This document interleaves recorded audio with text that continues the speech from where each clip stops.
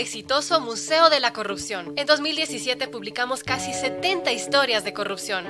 Ahora queremos completar esa base de datos, con casos de entre el 2017 y el 2020. Sé parte de este proyecto. Haz vaca con nosotros. Necesitamos $20,000 y tu aporte será para la investigación periodística. La corrupción es un crimen. Hagamos memoria. Esta es una forma concreta y única de apoyar la lucha contra la corrupción y en favor de una sociedad transparente. Te invitamos a apoyar económicamente a este proyecto del Museo de la Corrupción, porque la memoria es el primer antídoto contra la impunidad. Hola, ¿qué tal amigos? Buenas noches, bienvenidos a nuestro programa diario a través de las redes sociales de Revista Plan B. Yo soy Fermín Vaca y este es el espacio de Plan B en vivo. El día de hoy queremos darles a conocer algunas novedades ocurridas en el transcurso del día. Como de costumbre, vamos a pasar revista a los sucesos noticiosos más importantes de la jornada. Y también tenemos dos invitados a los cuales queremos presentarles, darles la bienvenida. Luego de nuestro bloque de noticias vamos a hablar con ellos. La primera invitada de esta noche es la exasambleísta Betty Amores, quien hablará con nosotros del tema relacionado con la polémica de los carnets de discapacidad. Buenas noches, Betty, bienvenida al programa. Buenas noches, estimado Fermín. Buenas noches, queridos televidentes y oyentes. Muchísimas gracias por acompañarnos. Estaremos con usted en un minuto y también se conecta con nosotros desde la ciudad de Bahía de Caracas el escritor Carlos Arcos Cabrera, con quien hablaremos también en breves momentos. Hola, Carlos, buenas noches. Carlos, buenas noches.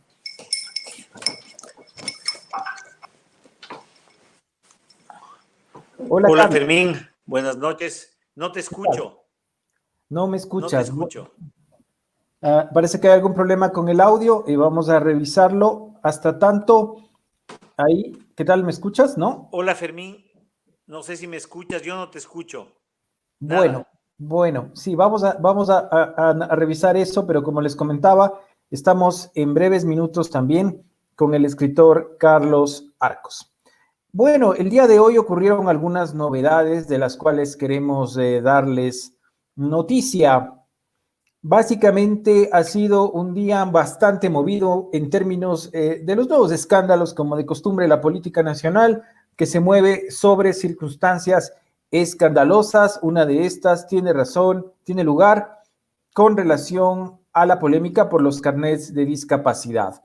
Es el caso de Fabricio Villamar, asambleísta por Pichincha, quien se supo, trascendió, tiene un carnet de discapacidad del 51% por un problema en sus oídos, tiene una sordera parcial, según alega, y esto ha motivado un aluvión de críticas en las redes sociales. Hasta hace pocos minutos, Fabricio Villamar es tendencia en las redes sociales, sobre todo por la situación que se ha revelado. Con este carnet de discapacidad, el asambleísta Villamar ha importado una camioneta de alta gama, marca Toyota, que podría costar en el mercado entre $70,000 y $90,000. La ha importado por cerca de $25,000 a principios del año. También se conoció, esto fue publicado por el canal Teleamazonas, que Fabricio Villamar adeuda una pensión alimenticia para su hijo, que también tiene una discapacidad. Esto habría motivado más o menos a principios del año también un proceso legal relacionado con el cobro de esta pensión alimenticia del asambleísta Villamar. Lo curioso es que en el marco del proceso civil, del proceso de alimentos, la abogada de Villamar alegó que su condición de discapacidad debía ser tomada en cuenta para la reducción de la pensión. Sobre estas acusaciones, Fabricio Villamar emitió un video en sus redes sociales en el que pidió disculpas por ambos hechos. Reconoció que había importado esta camioneta, que dijo es un vehículo para trabajo, para su empresa, para sus actividades laborales, y también dijo el asambleísta Villamar que efectivamente tiene un contencioso por la pensión de su hijo, pero que ha llegado ya a un acuerdo y que más de la mitad de sus ingresos como asambleísta se destinan al pago de la deuda alimenticia que tiene con su hijo. Él también ha reconocido que probablemente pudo haber cometido algún error en el manejo de este tema y ha pedido disculpas públicas. Esto fue lo que ocurrió el día de hoy con relación a la polémica sobre las acciones del asambleísta Fabricio Villamar. ¿Qué tal, Juan Carlos? Buenas noches. Buenas noches, Fermín. Cordiales saludos a todos ustedes. Una disculpa por un pequeño retraso técnico que tuve y ya estamos aquí. Así es, bueno, yo les estaba contando antes de que tú llegaras sobre el caso de Fabricio Villamar, quien en redes sociales ha pedido disculpas y ha admitido que algunas personas podrían haberle perdido la confianza. ¿Cómo lo viste tú a Fabricio Villamar, asambleísta por Pichincha, en el marco de esta polémica que es hasta esta hora tendencia en Twitter? De hecho, aquí hay un problema, es que todos estos personajes públicos tienen que generar su relación con los ciudadanos, con los votantes desde la confianza. Y la confianza se rompe cuando aparecen cosas que la gente no sabía de ellos. Dos cosas no se sabían entonces de Fabricio Villamar: la importación de este vehículo por su tema de una sordera, el contexto de la denuncia sobre su discapacidad, y luego aparece esta noticia sobre que también habría usado su condición de persona con discapacidad para lograr una rebaja en la pensión alimenticia de su hijo. Claro, ha habido mucha reacción sobre esto porque Fabricio Villamar mantenía una imagen, digamos, una percepción entre los ciudadanos, sobre todo de la clase media de Quito, con una persona de alguna manera que no había estado nunca involucrada en este tipo de situaciones, y hoy se ha desatado esto, pero evidentemente esto le ha afectado, creo que le ha impactado en la confianza que mucha gente ha tenido sobre él, y veamos cómo se puede resolver esto. Creo que las disculpas públicas pueden ser un camino para ello. Así es, Fabricio Villamar ha señalado que no ha hecho nada ilegal, pero en todo caso, como de costumbre, en las redes sociales ha habido valoraciones, sobre todo emocionales, con relación a esta acción de Fabricio Villamar. También el secretario de Inteligencia, Juan de Howitt, admitió tener un carnet, pero negó haberlo utilizado y mucho menos para importar vehículos. El señor de Howitt admitió tener un problema cardíaco y también reveló que está fuera de sus funciones desde el 20 de junio porque ha dado positivo en COVID, que dice que está internado inclusive por esta situación de que ha dado positivo y de que está sufriendo la enfermedad por el coronavirus. El secretario de Inteligencia dijo que aunque él tiene una discapacidad cardíaca, un problema cardíaco desde hace años, nunca ha utilizado este carnet para ningún tipo de privilegio. Otro caso que se conoció hoy es el del presidente del Consejo de Participación, Cristian Cruz, que según el portal Colega La Historia tendría una discapacidad del 81%. Esto ha llamado mucho la atención porque se conoce por fotografías publicadas en sus redes sociales que el señor Cruz es inclusive karateca y cinta negra. No se sabe cómo obtuvo este carnet y cuál sea su discapacidad tan elevada. Y nuestra invitada en breves minutos, Betty Amores, nos va a comentar cómo son las escalas y qué se requiere para llegar a tener una discapacidad tan alta como la que parece tiene el señor Cruz. Al respecto, Fermín, el señor presidente del Consejo de Participación emitió un comunicado hace pocos minutos.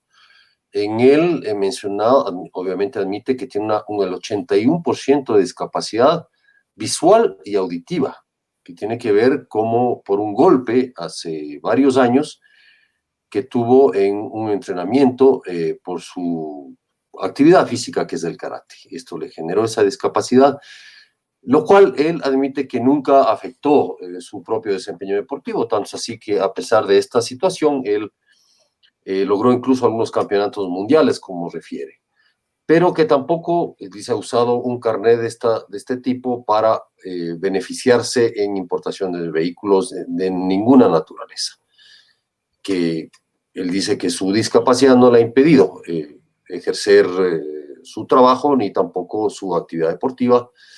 Y bueno, esa es la explicación que ha dado el presidente del Consejo de Participación Ciudadana. Así es, vamos a hablar en breves minutos más con nuestra invitada Betty Amores, reiteramos, sobre estos casos.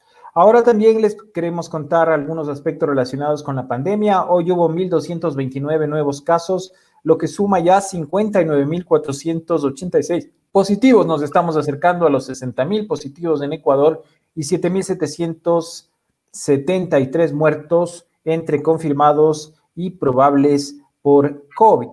El ministro de Salud en Guayaquil declaró nuevamente que cree que el 70% de la población de Guayaquil ya se contagió, como es habitual en las declaraciones del ministro Ceballos.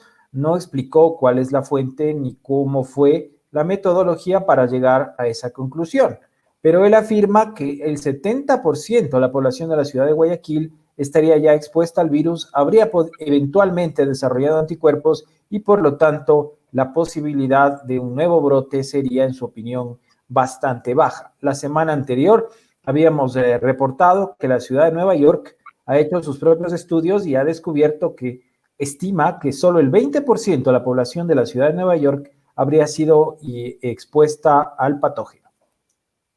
Ahí, en ese punto, en algunos momentos nosotros le preguntamos al ministro de dónde sacaba los datos y dijo que eran proyecciones. En realidad, en base a encuestas y en base a un proceso de proyecciones, ellos podían llegar a esa conclusión.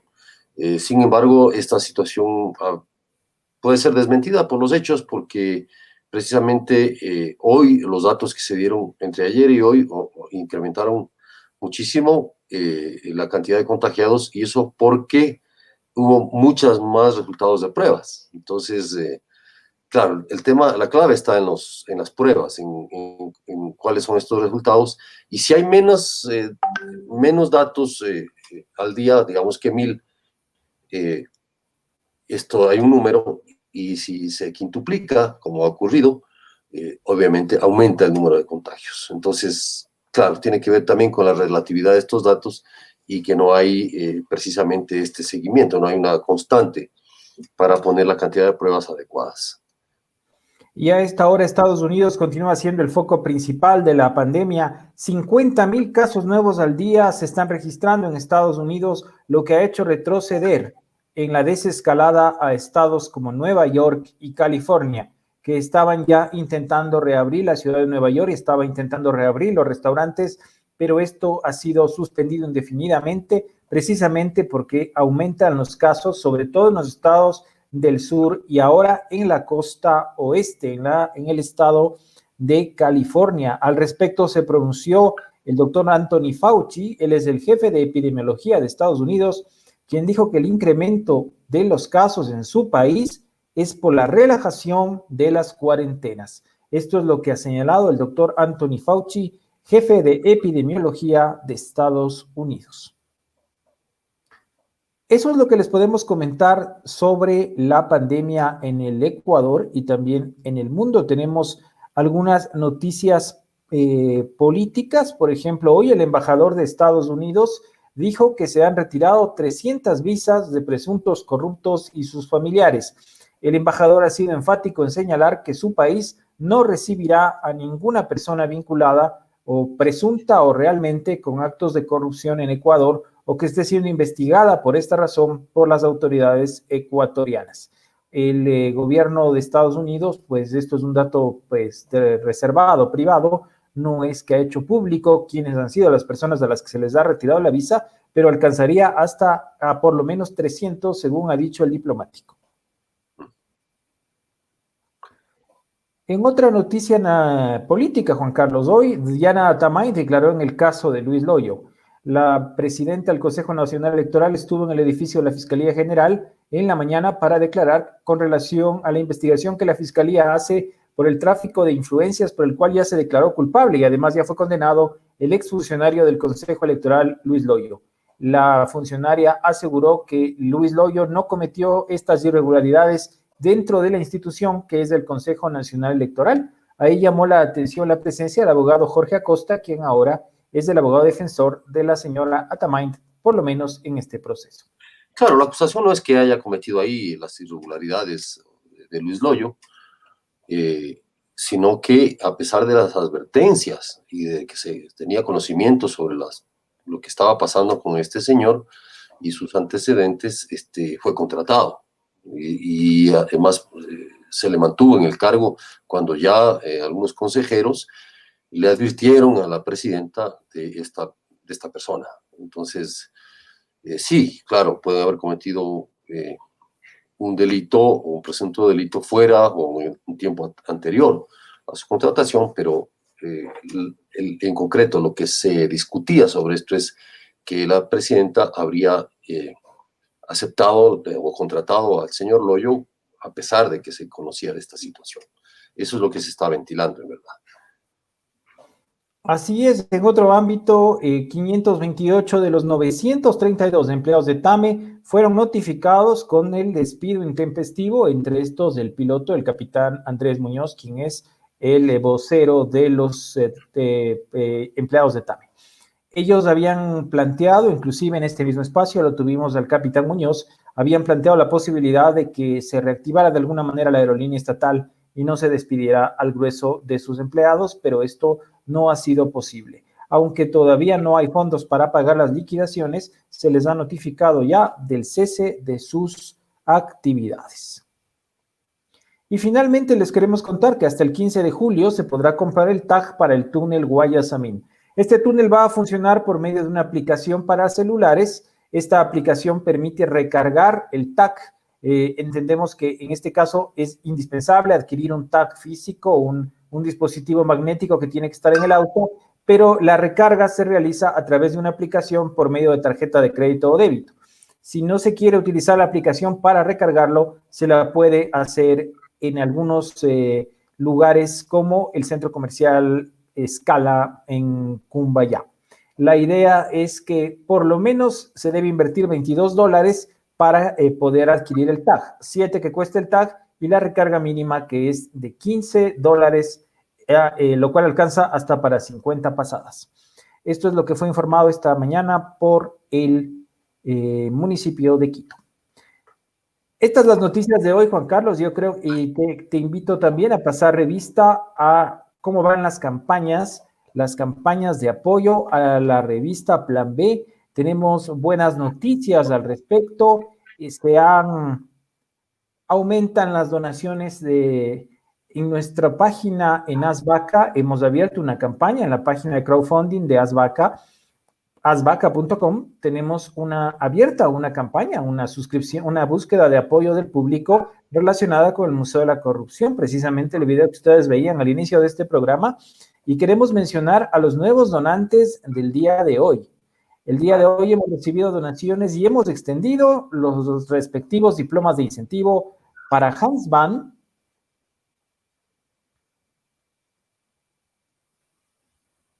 Chévere. Nelson Eduardo,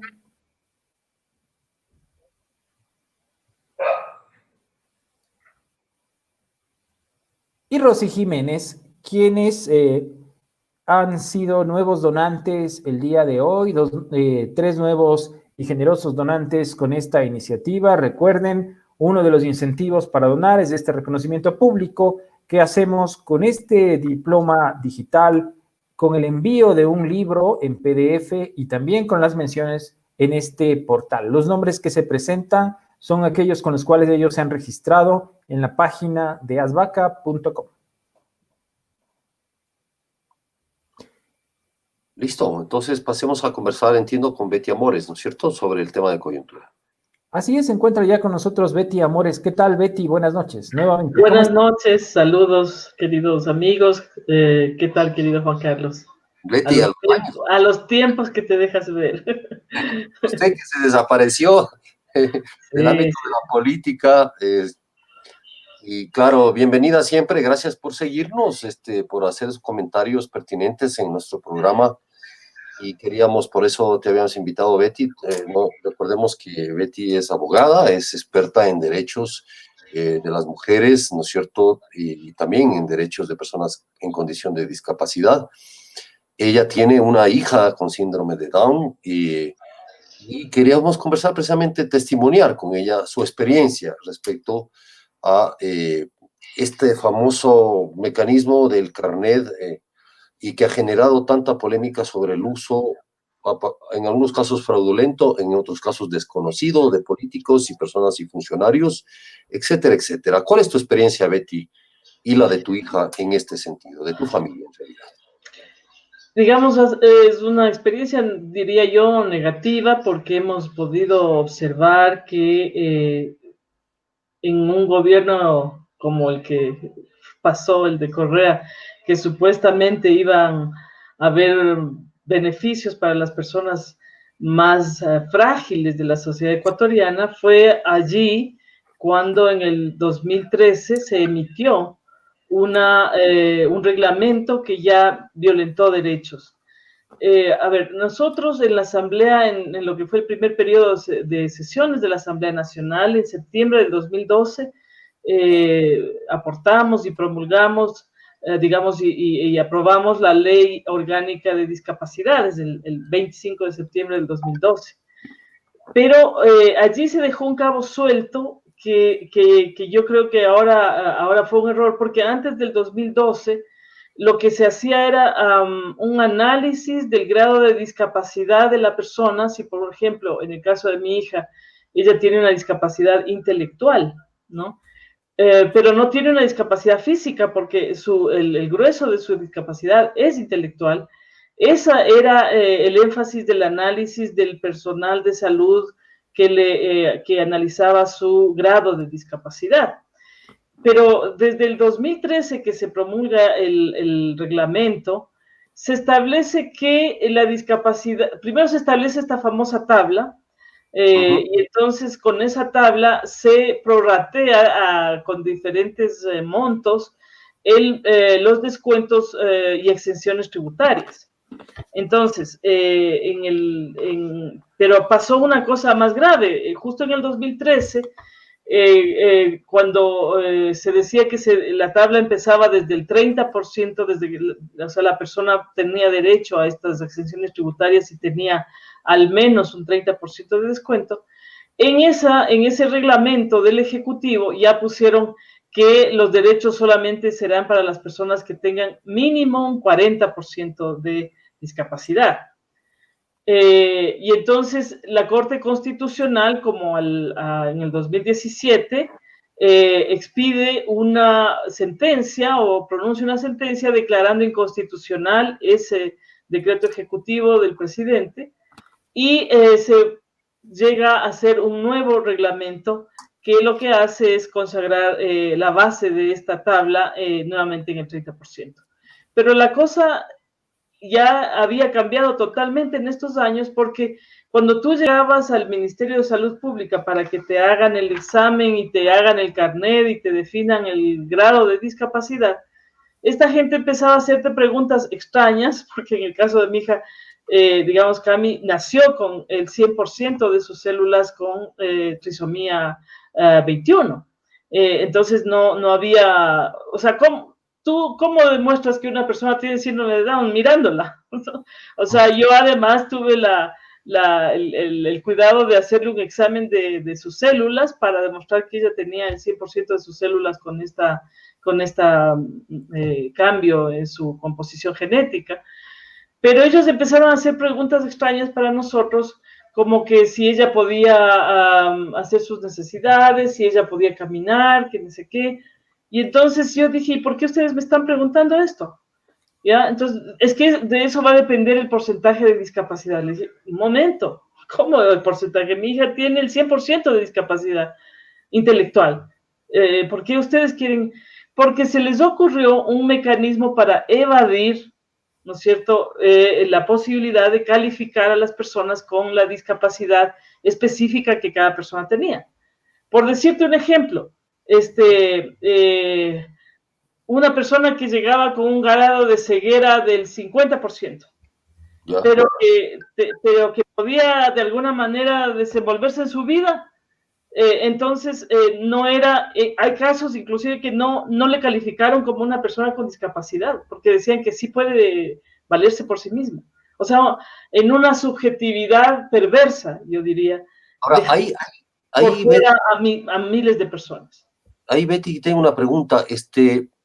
Se supone, ¿quién califica la discapacidad?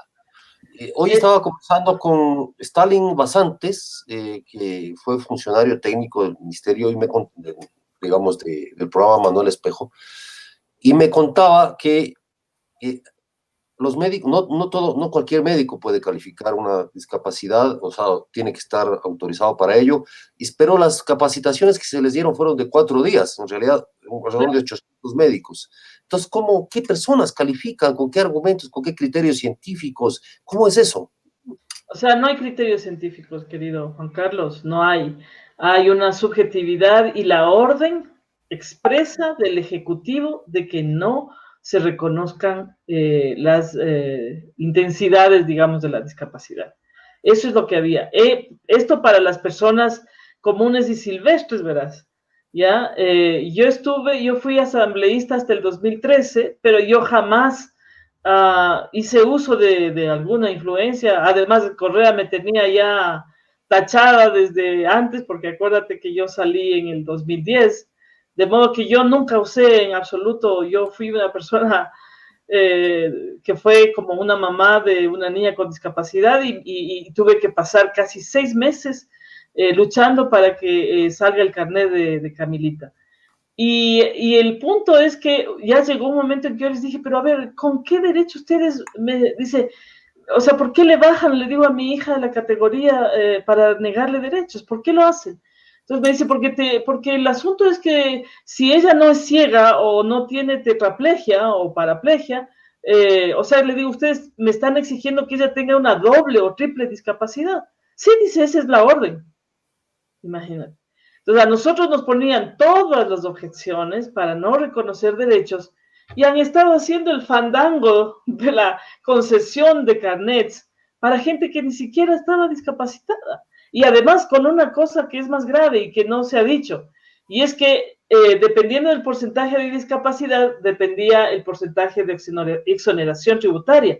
No es que si tenías el 50% te daban el 100% de descuento. O sea, si decía, si es que se tiene del 30 al 49%, había un descuento del 60%. Si es que era del 50 al 74, el 70%, del 75 al 84%, el 80% de exoneración, y finalmente del 85 al 100, ahí era el 100% de exoneración. Pero en las dos últimas categorías ya nadie calificaba. Si no alcanzabas, había gente que no ingresaba ni siquiera a al primer nivel de discapacidad porque a ellos no les daba, digamos, la gana de colocar en los informes. Si, por ejemplo, era una persona que con su sacrificio, por decirte un ejemplo, era casi ciega, pero estaba trabajando o había estudiado, entonces usted sí puede estar en la vida diaria, cotidiana, no tiene otra discapacidad, entonces usted, como no tiene otra discapacidad, no necesita ningún beneficio. Eso es lo que nosotros hemos sufrido. Betty, entendemos entonces que es Correa, por medio de un reglamento en el gobierno de Correa, que lo que se hace es más bien restringir la posibilidad de que las personas accedan a estos beneficios. Es decir, la ley tenía un estándar, Correa aplicó otro, y entonces en lugar de aumentar, disminuyó durante el gobierno de Correa. Así es. Pero ¿qué es lo que pasó en este gobierno? Porque fue peor. Revisando, Betty, las cifras de importaciones de autos. Entre 2010 y 2017 se importan 4,000 autos. Desde 2017 para acá, 8,000 autos. ¿Qué fue lo que pasó en el camino para que aumentaran, por ejemplo, masivamente esos indicadores? Mira, a mí me parece que lo que hay que hacer es investigar para ver quiénes son los beneficiarios, porque si los beneficiarios son los que están saliendo cada día, Dios mío, no me quiero imaginar todo lo que se va a encontrar ahí, porque entonces los del Ministerio de Salud Pública deben haber colocado a sus familias, a todo el mundo ahí, al que tenía algún grado de incidencia política, y a la gente de a pie, el de poncho, a ese no había que darle nada. Entonces, esto es lo que le molesta a la ciudadanía y es lo que ha hecho que yo salga de mi ostracismo y salga a decir ya basta. O sea, tanta corrupción, pero además es una corrupción perversa.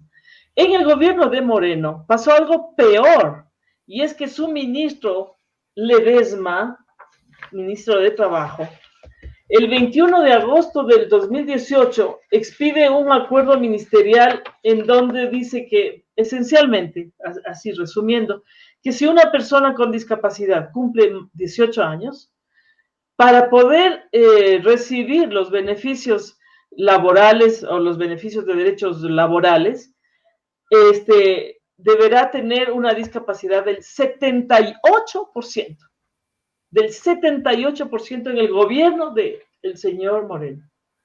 Aquí está este acuerdo ministerial que está en este momento vigente y que esta Corte Constitucional no ha declarado inconstitucional. Pero se han presentado demandas.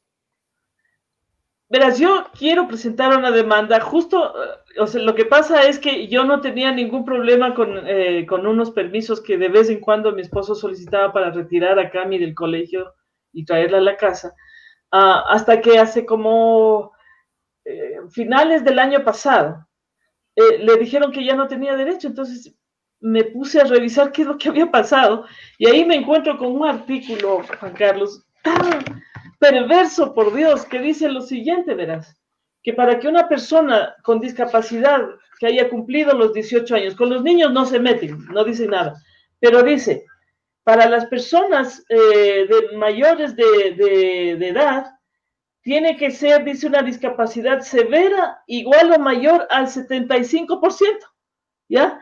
Pero en nuestro caso, como dice, igual o mayor del 75%, nos aplicaron el 78%. ¿Y cuál es? Pues, ¿cuál es el criterio? O sea, ¿por qué se... verás lo que definen estos tipos de imbéciles? Pero pregunto, ¿por qué no 78,5? No, ningún criterio, Juan Carlos, ningún criterio. ¿Te acuerdas que yo puse en mi WhatsApp que para que Cami pueda ejercer sus derechos especiales en materia laboral, tenía que ser tetrapléjica o tener otra discapacidad? Aquí en este artículo está eso. Esto es lo que dice el artículo, mira.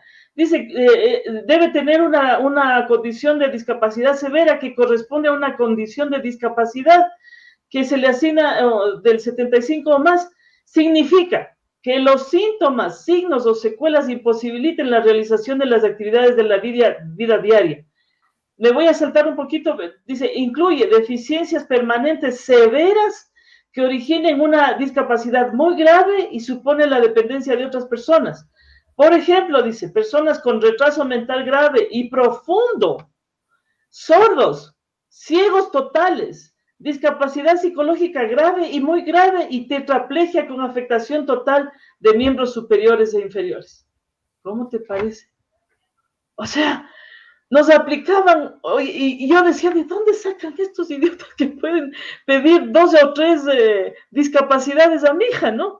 Era de este artículo, oye, porque resulta que para poder uno aplicar a los beneficios supuestos de esta en materia laboral, tienes que traer el carnet de discapacidad que te da el Ministerio de Salud, pues, y cuando vas a donde el Ministerio de Salud, te dicen, si no tiene doble o triple discapacidad, no le puedo dar más del 65-70%.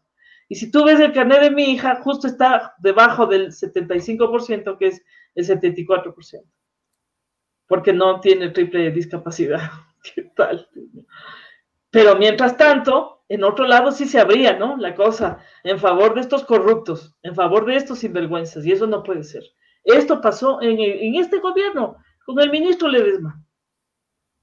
Betty, ayer el presidente decía, como es habitual en su retórica, que la culpa es de Correa y que lo que pasa es que Correa desmanteló las misiones que él había dejado instaladas antes. ¿Esto te parece que es así? ¿En realidad es culpa de la práctica de Correa de haber desmantelado las misiones de apoyo a los discapacitados que había implementado el presidente? Yo creo que es falso, porque la instrucción a los funcionarios del Ministerio de Salud para que nieguen la declaración de discapacidad verdadera, real de las personas, se mantuvo durante todos los años de Moreno y se empeoró a partir de este acuerdo ministerial del Ministerio de Relaciones Laborales, que fue en el gobierno de Moreno. Claro, ahí cabe también la pregunta, sí puede haber sido eso lo que decía el presidente Moreno, pero han pasado 3 años, o sea, él tuvo la... Pues O sea, él es presidente, o sea, caso que sigue Pero siendo, además, caso que sigue pero, siendo vicepresidente, o sea, pero o tal además vez, te no, estoy demostrando que no solamente no corrigió, digamos, pudo haber corregido. las arbitrariedades de Correa, sino que las profundizó. Y ahora con esto del escándalo, yo estoy de acuerdo que se revisen una por una todas los trámites que están en proceso, pero lo que no puede es suspender los derechos. O sea, las personas que tienen el derecho a ser calificadas como personas con discapacidad tienen que poder hacerlo y en menos tiempo. Y cuando tengan, ahora, ¿cómo vamos a hacer?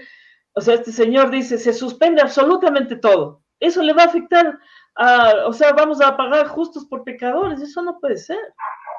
Eso es Claro. inconstitucional además. O sea, démosle palos a toditos a ver cuál será el culpable. No puede ser. Sí. Entonces, Betty, muchas sí, gracias. Sabes que hay un comentario que nos piden si puedes compartir ese acuerdo ministerial. claro, claro. Ahí, Anoten. ahí en las Pero a ver, ¿puedo escribirte qué hago? ¿O le mando la foto? ¿Qué no, hago? o sea, imprímelo y ponlo en los comentarios para que la A gente lo vea. ver, verás, el acuerdo ministerial es el número 100, o sea, MDT 2018 0180 del 21 de agosto del 2018. Ya. Una cosa final, Betty, justamente yo me preguntaba esta paradoja, es decir, el presidente Moreno, que es un presidente que tiene una condición de discapacidad y que fue adalid de un proyecto, de una misión importante que dio un giro, ¿no es cierto?, tanto en investigación como en censar la situación. Se descubrieron cosas terribles de la gente con discapacidad en este país, gente que estaba en jaulas, gente que estaba amarrada, etcétera, etcétera, sobre todo en la zona rural. ¿Cómo llegó a esto? Es decir, ¿cómo es que se descuidó tanto para que justamente en este tema, que es su legado, porque este era su legado, Su único legado, ya en este momento, tal puede vez. ser que el único, pero un legado al fin, termine obviamente viendo que el año pasado se cuatriplicó las importaciones de automóviles con este pretexto, aparecen un montón de gente con carnet de discapacidades? A tu criterio, ¿qué es lo que pasó? Corrupción, Juan Carlos, mucha corrupción. Eso es digamos, el saldo o el precio que el señor Moreno en este momento va a tener que pagar porque primero no desarmó las redes de corrupción que Correa había articulado al interior de las instituciones públicas.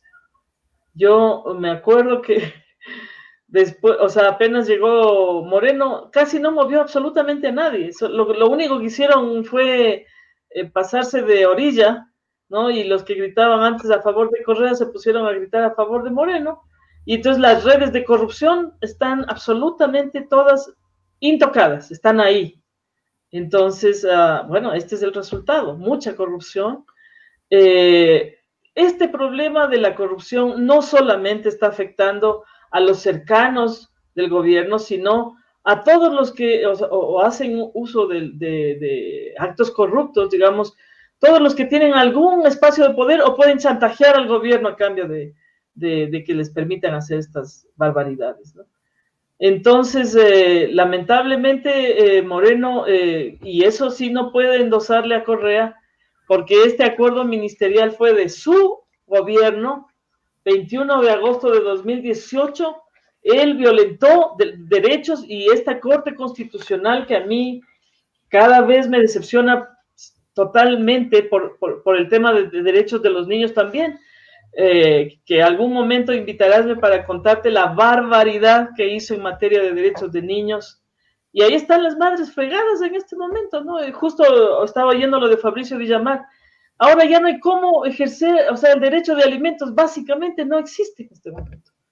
Porque las normas que se crearon en el gobierno de Correa, Moreno las mantuvo, Moreno las ha venido manteniendo y prácticamente las madres y los hijos están en la indefensión con este gobierno. Perfectamente, gracias Betty. Hablaremos entonces del tema, nos pondremos de acuerdo para desarrollar un informe sobre esto. también para la revista Plan B, te pego un telefonazo y conversamos. Te agradezco mucho Ya, tu no participación. perdamos el contacto y mucho cariño para ustedes y para Gracias. Carlos, mi querido Carlos. Qué Bueno, ahí alegría está ya, verle. Carlos, Ñaño. bienvenido. Damos una vez el paso a Carlos Arcos, que está con nosotros compartiendo. Carlos, como les decía, un galardonado escritor de nuestro país, es columnista de Plan B y él ha producido un libro basado en sus diarios, el diario que escribió durante la cuarentena, así es, ¿no? Se sentó a escribir como escritor que es, se sentó a escribir y a contar lo que sentía, lo que veía, lo que pasaba, a reflexionar sobre autores, sobre lo que estaba leyendo y sobre cómo estaba viviendo esta situación. Es un diario de cuarentena de más de 70 páginas que recoge sus escritos cotidianos, no de todos los días, pero sí cotidianos, entre el 25 de marzo, cuando estaba Guayaquil muriendo, en realidad, en el momento más duro, hasta el 30 de mayo, si no me equivoco, Carlos. Buenas noches, bienvenido. ¿Cómo te has sentido con haber producido este diario de cuarentena?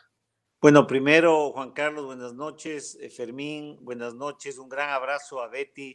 Siempre le admiro su entereza. Así es que, bueno, pasemos a hablar del diario de cuarentena. Yo creo que realmente fue, alguna vez ya hablamos de esto, pero vale la pena reiterarlo. Fue una especie de tabla de salvación. Aquí dirían, fue una tabla para surfear las olas del tsunami llamado cuarentena. Eso me permitió realmente afrontar, yo creo que para muchísimas personas, no solo aquí, en todo lado, afrontar la soledad, la angustia, la incertidumbre. Creo que tal vez la palabra que mejor define los sentimientos, la sensación de esos días es la incertidumbre. Y claro, comencé a escribir con mucha constancia y también gracias a Plan B, porque la generosidad de ustedes al permitirme tener un espacio en el cual, digamos, compartir cosas, digamos, sensaciones, sentimientos muy íntimos, de ratos incluso decía, tiene sentido poner esto, decía, bueno, pero si eso es, eso estoy pensando, estoy sintiendo. Entonces, realmente fue eso, fue en realidad una tabla para surfear el tsunami de la pandemia, de la soledad, de la incertidumbre, sobre todo de esta palabra que es incertidumbre, ¿sí? Así es, Carlos. ¿Cuáles son, a tu criterio, después de haberlo leído, releído ya en su conjunto, qué sensación te da? Bueno, es, digamos, la sensación primero de una experiencia que me confrontó conmigo mismo y eso es importante. Yo creo que la soledad, una soledad un tanto especial porque es una soledad ruidosa, ¿ya? Hay una novela que lo cito ahí en el plan en el diario Cuarentena de un escritor checoslovaco que se llama Una soledad demasiado ruidosa. Y claro, una soledad ruidosa porque finalmente, a diferencia de lo que sucedía incluso en Orán, donde Camus, el escritor argelino, escribe La peste o relata la peste, es una soledad ruidosa, rodeada de muchas noticias, mucha información, esto de las redes, esto digamos, de ese contacto virtual permanente. Pero sin embargo, eso no elimina la sensación de soledad, la sensación de incertidumbre, la sensación de no saber qué va a pasar. Y claro, ya en un caso como el mío personal, en el cual ya soy parte de los prescindibles de la población de riesgo prescindible, ya, claro, son otras preguntas sobre el sentido mismo de la vida, ¿no? Así es que releyendo, mirando a distancia, pienso que, bueno, es un testimonio que trató de ser lo más íntimo, lo más honesto, o sea, sin dejar de lado ese pensamiento diario, ese sentimiento diario, acompañado, eso sí, por Jaque Mate, que fue de una fidelidad increíble. Yo no sé si sería tan fiel con esa gata, pero eso es, Juan Carlos, eso es básicamente, viendo esto, viéndole como consolidado y además muy contento de de que tenga la firma de Plan B Editores. Carlos, ¿cómo ves tú el mundo que se nos viene? ¿Cuáles serán los cambios que podemos avisorar frente o después de la pandemia? Yo creo que aún estamos en el marco de la pandemia. Ayer Roque Sevilla, con un pragmatismo muy loable, señalaba que esto tiene por lo menos para 6 o 8 meses más. No sabemos para cuándo podremos salir. Estaremos en una circunstancia de entrar y volver a salir a la cuarentena hasta que la ciencia de alguna manera logre controlar esta peste. ¿Cuál es el escenario que tú ves para el mundo en el próximo, en el corto plazo, en el plazo inmediato, y cuáles serán los cambios más evidentes? Bueno, verás que he estado consultando la bola de cristal, así para haciendo brujería y tratando de hablar con los que saben más que uno de estas cosas, ¿no? Y la primera cosa la primera sensación que siento es una sensación de cierto temor y terror. O sea, si un señor, el presidente de Estados Unidos, gana, te digo, yo comienzo a pensar la guerra que vendrá. O sea, te digo, porque ya te digo, toda esta vaina, yo sé que es electorera, esa confrontación con China, todo eso nos dice, Dios mío, ¿a qué escenario nos podemos ver? Entonces, por ese lado, digamos, no soy muy optimista y me disculpan, pero en realidad soy muy pesimista. Por otro lado, pienso en el país. Te digo, me da la impresión de que si algo sacó a luz de esta pandemia son dos extremos. Un extremo de una solidaridad increíble, en pequeña escala, lamentablemente, pero solidaridad al fin. Y por otro lado, la presencia de unos homicidas, corruptos homicidas. El tipo que roba recursos de un hospital en momentos de una pandemia es un homicida y debería ser llevado a la corte de la Haya para ser juzgado por un crimen de lesa humanidad, estos corruptos que saquearon hospitales. Entonces, todo eso implica un quitar sueños, yo te diría, dinamitar las posibilidades de un futuro.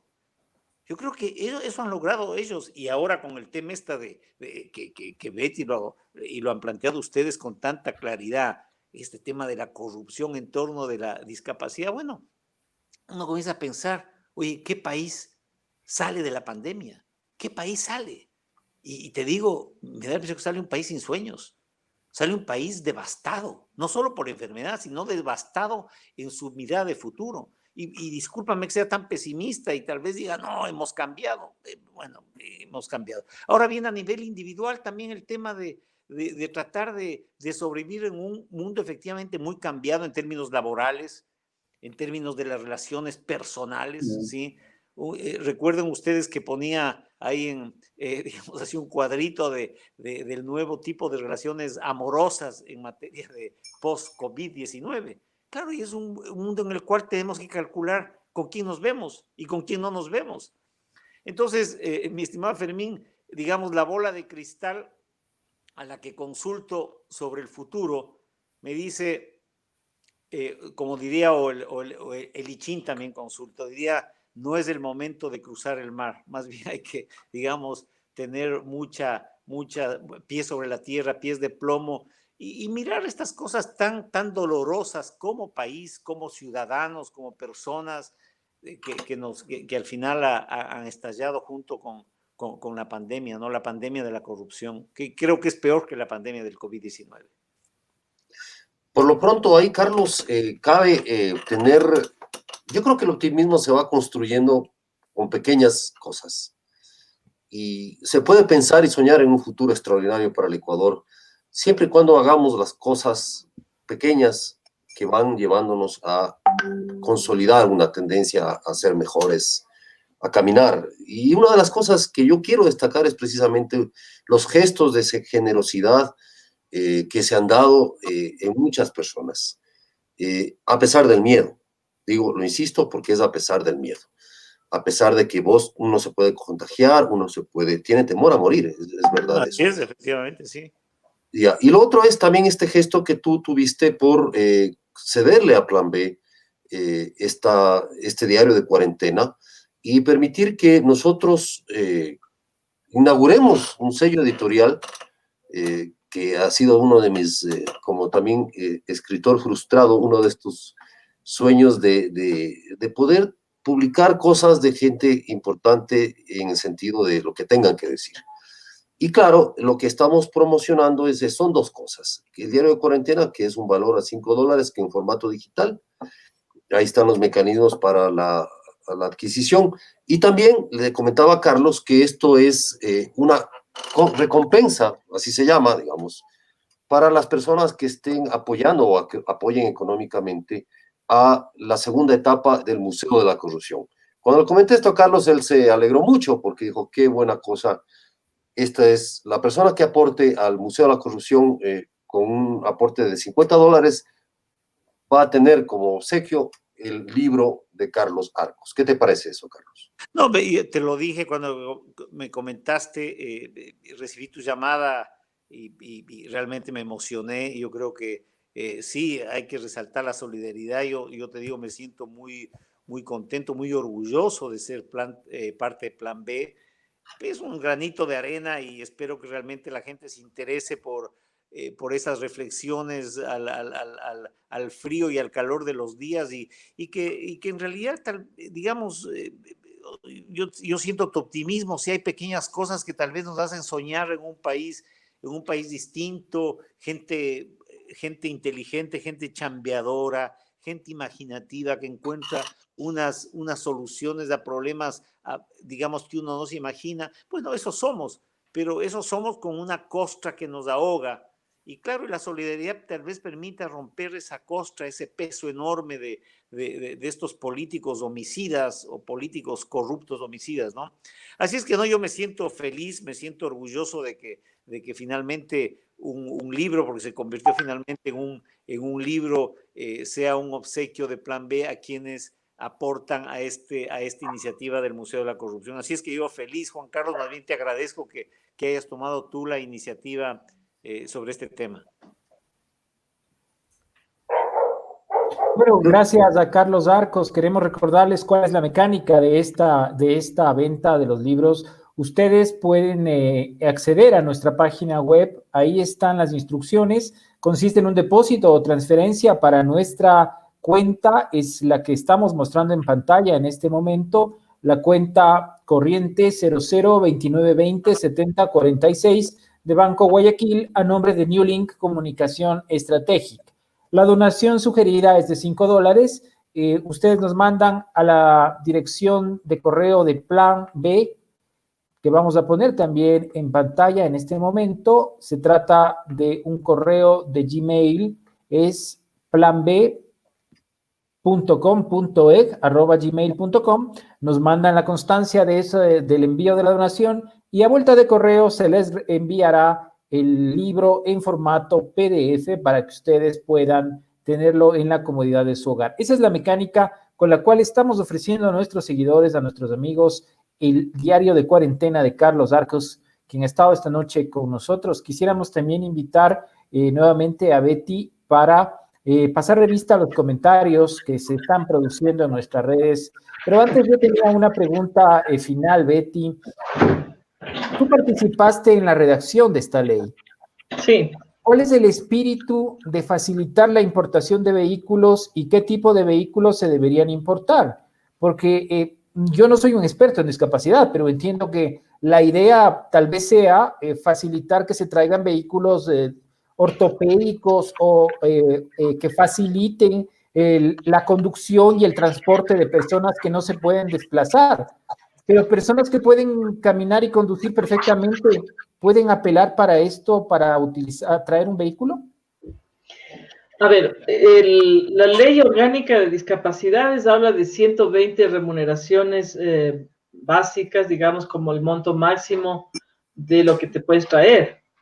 Entonces ahí también yo creo, ponte ese carro super ultra gama de este corrupto que era parte de la red de los hospitales y demás, no cuesta $20,000 ni en Estados Unidos. O sea, ahí ya hubo un fraude fiscal muy grave.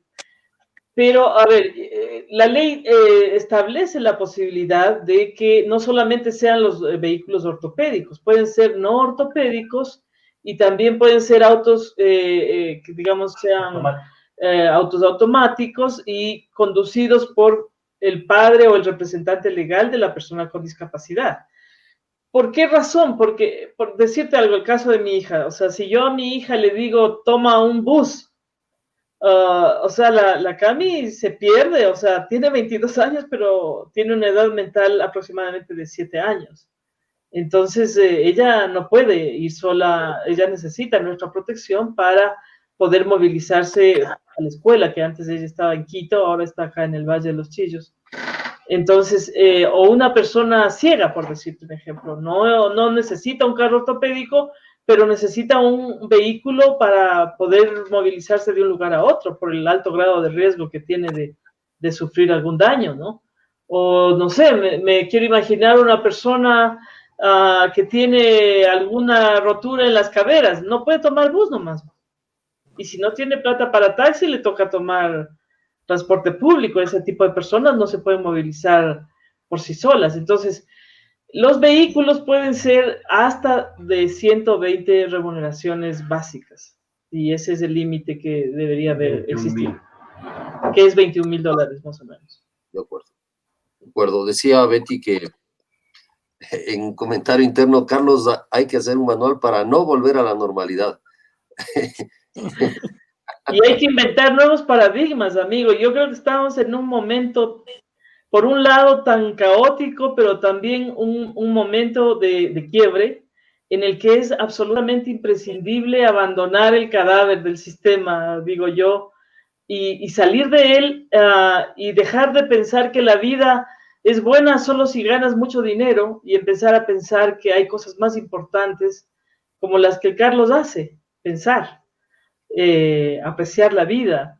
Y hay mucha gente en muchos lugares del mundo que está reflexionando sobre esto y un último artículo que leí de un filósofo italiano dice que es necesario pasar de la soberanía alimentaria a la autonomía alimentaria, solo para, digamos, eliminar ese elemento de la supervivencia y entonces invitan todo el mundo en determinadas partes donde se está haciendo esto a sembrar hasta en el techo en última instancia para luego poder intercambiar productos con el resto de seres humanos y empezar una nueva etapa de la humanidad. Creo que estamos en una etapa así, ¿no? Sí, yo digo, hago votos porque así sea, sí. Nuevos paradigmas. Sí, yo Hay sé, que salir del cadáver. Del cadáver del capitalismo. Ese cadáver pesa mucho y apesta terriblemente y nos está asfixiando. Y creo que lo que tú has dicho ahora y el tema de ese abuso miserable del tema de la discapacidad te digo, o sea, ya no hay palabras. Siento vergüenza. Oye, pero me parece una excelente idea que los ciudadanos, por ejemplo, hagamos que este sea delitos de lesa humanidad, porque exactamente es un homicidio. Debería ser. Un homicidio. Sí, es un homicidio, ya no es el ladronzuelo, el corrupto que se llevó tantos miles de dólares. No, aquí hay vidas de por medio. Entonces, eso sí, son corruptos homicidas. Tú sabes que siempre he estado contra la pena de muerte, ese tipo de cosas. Pero discúlpame, o sea, ¿qué sanción moral pueden tener estos miserables? Es terrible, te digo, no desde todo perdón, punto de vista, no tienen perdón. Estos tipos debían ser llevados a la Corte Internacional por delitos de lesa humanidad. ¿Cuántas personas murieron en Guayaquil por la miseria de estos tipos? ¿Cuántos chicos, chicas como tu hija, con discapacidad están siendo perjudicadas en su vida por estos miserables? Así Discúlpame, es. Te digo, eso tiene que terminar y creo que pero es un momento de quiebre en el que yo digo, salgamos del cadáver y salir del cadáver va a ser muy difícil, pero hay que crear nuevos paradigmas. Pues nuevos paradigmas, nuevos sueños. Así es que usted es un gran pensador y tiene que apoyar eso. Consultaré con Jaque Mate esta noche para ver qué camino tomamos. Muy bien, gracias Carlos, gracias Betty también por estas últimas reflexiones, Betty, esa justificada indignación de Carlos y de Betty que también nos atraviesa a todos nosotros en nuestra humanidad, en nuestra emocionalidad, pero hay que ver que debamos construir un país precisamente a partir de eso. A partir de eso. Esta es una nación de gente honrada a la que yo respeto muchísimo. Esta es la nación de nuestros antepasados y la nación de nuestros hijos, y por eso vale la pena luchar. Gracias a ustedes por haber estado con nosotros. Carlos, gracias también por tu último mensaje que me acabaste de mandar a WhatsApp. Te he reenviado los datos. Yo también estoy estrenando un libro, así es que... No, felicitaciones. Felicitaciones a los dos. Felicitaciones. Así es que ya hablaremos de eso. Es de esos libros duros en los que me encanta meterme en líos, pero así es. Toca. Así toca. Ya Oye, haremos. Betty, lindísimo verte. Fermín, gracias. Y Juan Carlos, un gran abrazo y felicitaciones por tu libro también. Una linda noche. Gracias. Nos vemos. Adiós.